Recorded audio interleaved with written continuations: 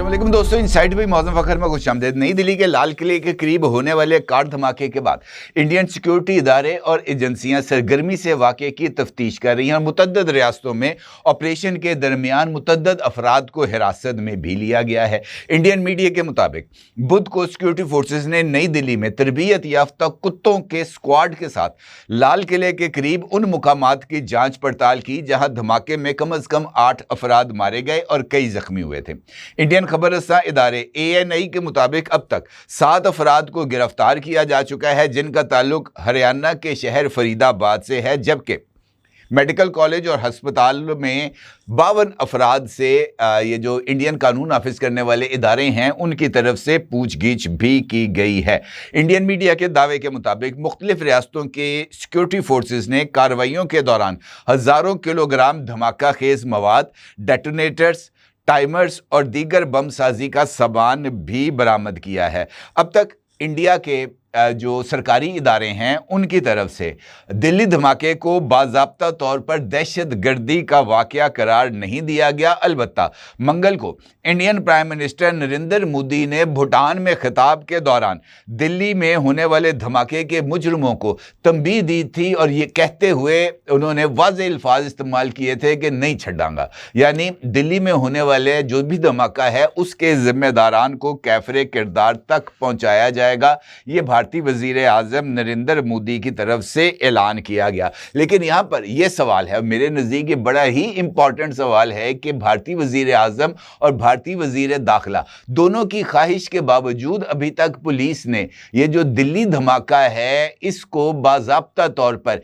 एक बम धमाके का नाम क्यों नहीं दिया। और इंपॉर्टेंट बात यह भी है कि ये जो वाक़या है इसकी इब्तदाई फोरेंसिक रिपोर्ट को ना सिर्फ तैयार कर लिया गया है बल्कि ये इब्तदाई फोरेंसिक रिपोर्ट और पुलिस और इंडिया की ये जो नेशनल क्राइम एजेंसी है इसकी एक ज्वाइंट रिपोर्ट भी भारतीय वज़ीर आज़म को भारतीय वज़ीर दाखिला के ज़रिए जो है वो पहुंचाई गई है। अब इम्पॉर्टेंट बात ये है कि क्यों इस वाक़े को अभी तक बम धमाका करार नहीं दिया गया। और बम धमाके के हवाले से मैं चंद चीज़ें आपके साथ, कुछ एक्सक्लूसिव इनसाइट आपके साथ शेयर करने जा रहा हूं जो कि इस सारे वाक़े के ऊपर बहुत सारे जो आईब्रोज हैं उनको रेज़ करेगी। क्योंकि हकीकत बताने से पहले मैं आपको 2 इंडियन जो मीडिया आउटलेट्स हैं उनकी कुछ रिपोर्ट्स आपकी खिदमत में पेश करने जा रहा हूं। एक इंडियन अखबार है जिसका नाम है पुणे टाइम्स। पुणे टाइम्स ने ये जो दिल्ली धमाका है इसके ऊपर अपनी एक रिपोर्ट में इस बात को इस तरीके से तहरीर किया है। Damage patterns and burn marks are almost the same which occurs after fuel उब्लीग गैस एक्सप्लोजन्स। यानी ये जो जख्मी दिल्ली धमाके के बाद हॉस्पिटल्स में लाए गए उनके जिस्मों के ऊपर जो जख्म या जलने के निशान थे ये अमूमी तौर पर गैस या पेट्रोल के जरिए लगने वाली आग के नतीजे में ही जिस्म के ऊपर रूनुमा होते हैं। यानी पुणे टाइम्स अपनी रिपोर्ट में ये बात को इस्टेब्लिश करना चाह रहा है या आगाह करना चाह रहा है कि बम धमाके के जरिए जिस्म के ऊपर जो जख्म होते हैं उनकी नौयत गैस या पेट्रोल के जरिए जलने वालों से बिल्कुल मुख्तलिफ होते हैं। तो वो इब्तदाई तौर पर यही तासुर दे रहे हैं कि जनाब ये ऐसा नहीं था। जबकि ये एक इंडियन चैनल है जिसका नाम है NDTV ने भी वाज़े तौर पर इसी बात का इजहार किया है कि ये जो धमाका दिल्ली में हुआ है इसके हवाले से कि ये बम धमाका है, अभी तक ऐसे कोई शवाहिद नहीं मिल सके जो कि इस धमाके को बम धमाका करार दिया जा सके। तो इसका मतलब ये है कि ये सिचुएशन ज़रा थोड़ी सी मुख्तलिफ है। अब मैं आपको बताना चाहूँगा कि इनफैक्ट बम धमाके के बाद जो फोरेंसिक साइंस के मुताबिक जो फोरेंसिक साइंटिस्ट के नज़दीक जो अमल ज़रूरी है वो क्या होता है और क्या ये जो दिल्ली धमाका है इसकी तहकीकात के लिए ये जो फोरेंसिक एक्सपर्ट्स हैं इनकी तरफ से जो तयशुदा बेंचमार्क्स हैं उनको फॉलो किया गया। फोरेंसिक जो एक्सक्लूसिव इन्वेस्टिगेशंस है इसका एक पूरा तरीकाकार है जिसको ब्लास्टिक सीन प्रोटोकॉल कहा जाता है, और धमाका खेज मवाद पर जायजा किस तरह लिया जाता है, शवाहिद को किस तरह परखा जाता है, उसकी तमाम तफसीलात मौजूद हैं। बताया जाता है कि जब भी धमाका खेज मवाद, जिसको हाई एक्सप्लोसिव कहा जाता है, वो फटता है, जैसे PETN है, TNT है, RDX है, या ये जो है अमोनियम नाइट्रेट है, जब इसका धमाका होता है तो ये चंद माइक्रो सेकंड्स का अमल होता है। उसके नतीजे में एक शॉक वेव डेवलप होती है, यानी हवा के अंदर एक दबाव की लहर पैदा होती है जो कि इर्द गिर्द की हर एक चीज को पाश पाश कर देती है, चाहे वो शीशा हो, दरवाजे हों, खिड़कियां हों, गाड़ियां हों या इंसान, सबको एक ही शिद्दत का झटका महसूस होता है। दूसरा इंपॉर्टेंट एस्पेक्ट जो कि फोरेंसिक माहिरीन ऐसे किसी भी धमाके पर जाकर देखते हैं, वो ये देखते हैं कि धमाके की जगह पर गड्ढा पड़ा है, और अगर गड्ढा पड़ा है तो उसकी चौड़ाई और लंबाई कितनी है, क्योंकि अगर ये जो धमाका खेज मवाद है जिसमें अमोनियम नाइट्रेट है या RDX है, अगर ये एक्सप्लोड करते हैं तो फिर जमीन पर एक वाज़े गड्ढा पैदा होता है, और उस गड्ढे के अंदर ये जो धमाका खेज मवाद है इसके ज़र्रात, और ये जो जिस तरीके से भी किया जाए, गाड़ी में रखकर किया जाए, बैग में रखकर किया जाए, तो उसके ज़र्रात भी उसी गड्ढे के अंदर मौजूद होते हैं, और गड्ढे का कुतर और गहराई धमाके की ताकत और उसमें इस्तेमाल किए जाने वाले धमाका खेज मवाद की शिद्दत पर ही मुश्तमिल होता है। तीसरा है फ्रेगमेंटेशन, यानी जब धमाका फटता है तो उसके अंदर जो भी मवाद होता है वो किस तरीके से लोकल चीज़ों के साथ मिलकर फैलता है, उसका फैलाव क्या होता है। अगर बम धाती खोल या बॉल बेरिंग्स के साथ मिलकर बनाया गया हो तो इसके टुकड़े चारों तरफ उड़ते हैं, और उसके नतीजे में बॉल बेरिंग्स गाड़ियों के अंदर सुराख पैदा कर देते हैं, ये दीवारों के अंदर घुस जाते हैं। इंसान की जिस्म अगर करीब हो तो ये बॉल बेरिंग्स उसके जिस्म में भी गोली की रफ्तार के साथ जाकर घुसते हैं, और इसके साथ साथ इस धमाका खेज मवाद के फटने से जो आग पैदा होती है, जो कि अमोनियम नाइट्रेट जिसकी वजह से ये आग लगती है, उसके अंदर भी ये जो RDX या धमाका खेज मवाद जो दूसरा भी इस्तेमाल किया जाए, उसके ज़र्रात आग के साथ उस जले हुए जख्म के ऊपर मौजूद होते हैं। इसी तरीके से जब फोरेंसिक टीम मुकाम पर पहुंचती है तो वो सबसे पहले ब्लास्ट सीन को फौरन सील कर देती है, उसके बाद ब्लास्ट मैपिंग करती है, पूरे इलाके का एक नक्शा बनाया जाता है, ये देखा जाता है कि सबसे ज़्यादा मुतासर इलाका कौन है, झटके का मरकज़ कहाँ पर है, और दीवारों पर प्रेशर मार्क्स किस एंगल से बने हैं। उसके बाद क्रेटर एनालिसिस किया जाता है, यानी गड्ढे का जायज़ा लिया जाता है और वहाँ से मिट्टी के सैंपल्स हासिल किए जाते हैं, उसकी गहराई और उसका कुतर मापा जाता है ताकि धमाके की शिद्दत का अंदाज़ा किया जा सके, और उसके बाद रेजिड्यू कलेक्शन की जाती है, यानी ज़मीन से धात, लकड़ी या गाड़ी के टुकड़ों के केमिकल स्वैब्स लिए जाते हैं और बाद में उन्हें फोरेंसिक लेबॉरेटरीज़ के अंदर चेक किया जाता है। फिर फ्रेगमेंटेशन रिकवरी का अमल होता है, ट्रैजेक्टरी एंड डायरेक्शनल एनालिसिस, ये तमाम जो चीज़ें हैं ये फोरेंसिक की ही एक हिस्सा है और उसकी बुनियाद के ऊपर रिपोर्ट्स तैयार की जाती हैं। अब एक नक्शा है जो AI से बना है, वो मैं आपकी खिदमत में पेश करता हूँ। ये नक्शा दिल्ली के उस मुकाम का है जहाँ पर यानी लाल किला, जो कि उनकी जो अंडरग्राउंड मेट्रो है उसके स्टेशन नंबर 1 के करीब का है।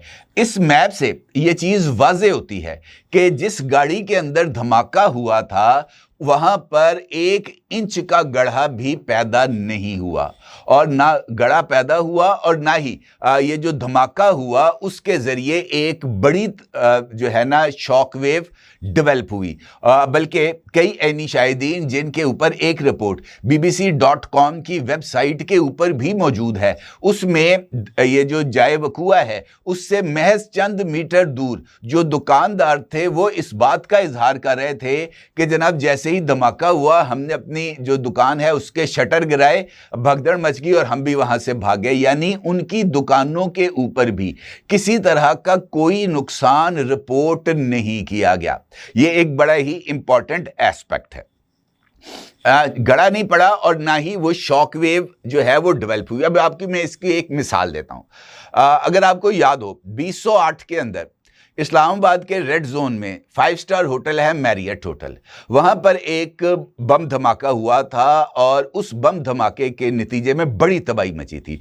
एक ट्रक के अंदर 700 से 1000 किलोग्राम जो धमाका खेज मवाद था वो वहां पर लाया गया था। उस गाड़ी के अंदर खुद कुछ हमलावर भी मौजूद थे और वो गाड़ी मैरियट होटल के गेट के ऊपर एक जोरदार धमाके से फट गई थी। जिस जगह पर ये धमाका हुआ था वहां पर तकरीबन 20 फुट गहरा गड्ढा पैदा हो गया था और गहरा था और उसकी जो चौड़ाई थी वो कम से कम 20 फुट से ज़्यादा थी। इसका मतलब ये है कि जब हाई डेंसिटी एक्सप्लोसिव मटेरियल फटता है तो वो उसका गड्ढा भी पैदा होता है और उस गड्ढे के अंदर से जो फॉरेंसिक साइंटिस्ट हैं वो जब अपना एनालिसिस करते हैं तो उस गड्ढे में से जो एविडेंस है, जो धमाका खेज मवाद है, आरडीएक्स या लोहे के ज़रात, वो उस गड्ढे की सरफेस पे मौजूद होते हैं, जहां से इस बात का अंदाज़ा लगाया जाता है कि जनाब कितनी मिकदार के अंदर आरडीएक्स को इस्तेमाल किया गया था।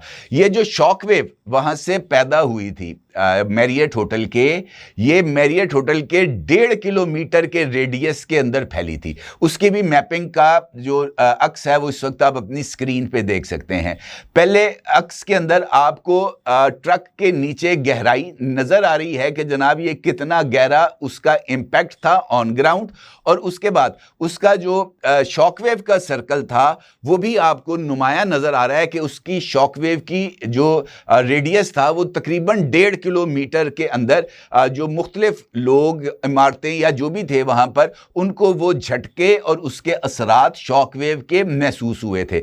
सबसे ज्यादा नुकसान धमाके की जगह पर 100 मीटर के दायरे के अंदर हुआ था, उसके बाद 200 मीटर के, फिर 400 मीटर के अंदर भी हर एक चीज तबाह बर्बाद होकर रह गई थी।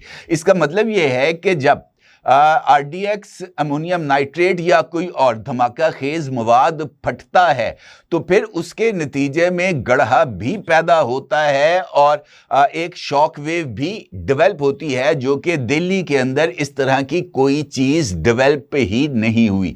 ना ही जमीन पे गड्ढा बढ़ा और ना ही इतनी हाई डेंसिटी की शॉक वेव वहां पर डेवलप हुई। अब वाज़े एविडेंस है कि ये एक बम धमाका नहीं था, लेकिन अब इसको बम धमाका बनाने की कोशिश की जा रही है। एक जो इंडियन चैनल्स हैं वहां पर यह चीज चल रही है कि जनाब ये जो धमाका था ये इनफैक्ट एक प्लान्ड एक्टिविटी नहीं थी, बल्कि डॉक्टर उमर जिनको तलाश किया जा रहा था वो हड़बोंग में जितना भी उनके पास आरडीएक्स मौजूद था उन्होंने अपनी गाड़ी में रखा और लेकर वो मूव कर रहे थे। इसी वजह से घबराहट के आलम में ये जो धमाका खेज मवाद है ये पेट्रोल और गैस के साथ मिला और एक्सप्लोड हो गया, जिसकी वजह से इसके अंदर डेटोनेटर्स भी नहीं थे और इसको बाज़ाब्ता तौर पर बम की शक्ल नहीं दी गई थी। अलबत्ता ये बम ही था जो कि कम शिद्दत का समझा जा सकता है और वो फट गया। अब कहने का मतलब ये है कि अगर आप इसको बम धमाका साइंसी असूलों के बरखिलाफ जाकर बनाने पर तुले बैठे हैं तो फिर आपकी अकल पर मातम ही किया जा सकता है।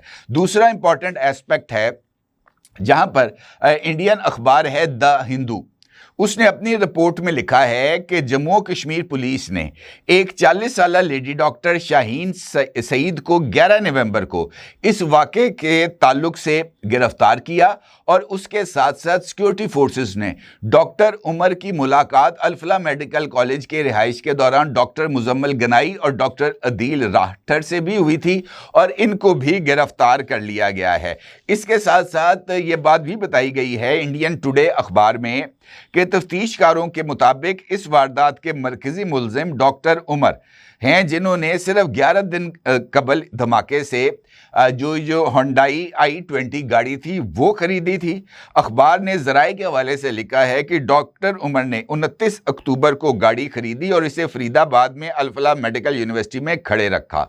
अखबार ने मज़ीद रिपोर्ट किया है कि ये गाड़ी 29 अक्टूबर से 10 नवंबर तक वहीं खड़ी रही और फिर 10 नवंबर को डॉक्टर उमर परेशानी की हालत में इसे चलाते हुए दिल्ली ले आए। यानी ये जो सीन है अब उसको किस तरीके से दहशतगर्दी की साजिश के साथ जोड़ा जा रहा है। इंपॉर्टेंट बात यह बताई गई है इंडियन टुडे की रिपोर्ट में कि डॉक्टर उमर की रिहाइशगाह पर छापे से 2900 किलोग्राम अमोनियम नाइट्रेट बरामद हुआ है, यानी तकरीबन 3 टन। रिहाइशगाह से 3 टन अमोनियम नाइट्रेट बरामद हुआ। अब अगर किसी भी जगह पर यह 3 टन या तकरीबन 3000 किलो अमोनियम नाइट्रेट रखा जाए तो आप अंदाजा लगा सकते हैं कि वो कितनी बड़ी जगह होगी। और डॉक्टर उमर ने 3000 किलो अमोनियम नाइट्रेट अपने घर में छुपा के रखा था। अब और उसके साथ वो ये कहते हैं कि ये जो अमोनियम नाइट्रेट है वहां से हमें डेटोनेटर्स और दीगर चीजें भी बरामद हुई हैं। तो कहने का मतलब ये है कि पहले जब ये इसी एरिया पर छापे की खबर दी गई थी तो 350 किलो आरडीएक्स की बरामदगी का दावा किया गया था।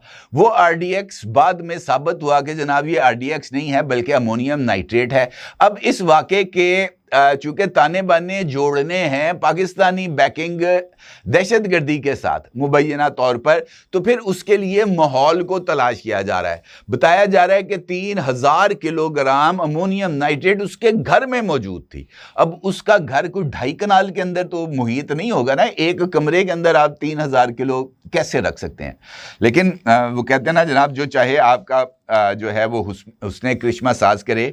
इसी पहलू के ऊपर हिंदुस्तान टाइम्स लिखता है कि जब फरीदाबाद में छापा पड़ा तो डॉक्टर उमर बुखला गए और होंडाई गाड़ी लेकर दिल्ली चले गए जिसमें अमोनियम नाइट्रेट मौजूद था।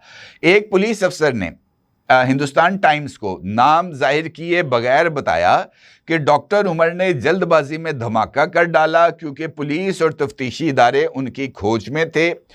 अफसर का यह कहना था कि यह खाम हालत में इस्तेमाल किया गया, इसे जल्दबाजी और अफरा तफरी की हालत में चलाया गया क्योंकि उसको यकीन था कि वो पुलिस उसकी तलाश में छापे मार रही है। बम नापुख्ता था, पूरी तरह तैयार नहीं था, इसलिए इसका असर इतना नहीं हुआ जितना बताया जाता है। यानी इस बात को अब इंडियन मीडिया खुद तस्लीम कर रहा है जनाब कि ये गैस और फ्यूल दोनों का मिक्स धमाका है। अमोनियम नाइट्रेट और डॉक्टर उमर की पख महज इसके ताने बाने जैश और लश्कर से जोड़ने के लिए हैं, इसका हकीकत से कोई ताल्लुक नहीं। देखें जो सच है ना वो आखिरकार सामने आकर रहता है, झूठ उसके ऊपर पर्दे नहीं डाल सकता। और ये जो तहकीक मैंने अभी आपकी खिदमत में फोरेंसिक साइंस के हवाले से पेश की है, ये बुनियादी तौर पर इसी एक नुक्ते को इस्टेब्लिश करने के लिए की गई है कि ये बम धमाका नहीं था बल्कि ये एक गैस और फ्यूल दोनों के मिक्स होने का धमाका था। और उस धमाके के चक्कर के अंदर अब ये सारे का सारा जो सीन है वो क्रिएट किया जा रहा है ताकि मोदी साहब जो हैं उस इजलास के अंदर इसको एक बम धमाका या बम धमाके की कोशिश करार दें और फिर उसके जो सहूलतकार और पुष्टपनाह करते हैं उनके लिए जो है वो कोई सख्त किस्म की वार्निंग या सख्त किस्म का एक्शन ले सकें। ये महज एक फॉल्स फ्लैग है, इसके अलावा और कुछ भी नहीं। अपनी जगह जरूर इजहार कीजिएगा। आपका बहुत शुक्रिया। अल्लाह हाफिज। क्या आप एक बिजनेस ओनर हैं और चाहते हैं कि आपका ब्रांड ज्यादा से ज्यादा लोगों तक पहुंचे? हमारे पास है आपके लिए एक बेहतरीन मौका। हमारे YouTube चैनल पर रोजाना हजारों लोग वीडियोस देखते हैं। ये वही लोग हैं जो बाखबर, बाशऊर और फैसला करने वाले हैं। अब आप अपने बिजनेस को बराह रास्त हमारे YouTube चैनल पर प्रमोट कर सकते हैं। प्रोडक्ट प्लेसमेंट और स्पॉन्सर्ड सेगमेंट्स के जरिए आप अपने ब्रांड को लाखों पोटेंशियल कस्टमर्स तक पहुंचा सकते हैं। तो देर किस बात की, आज ही अपने बिजनेस को नए लेवल पर ले जाएं। For more information, call us 9233 8122 280.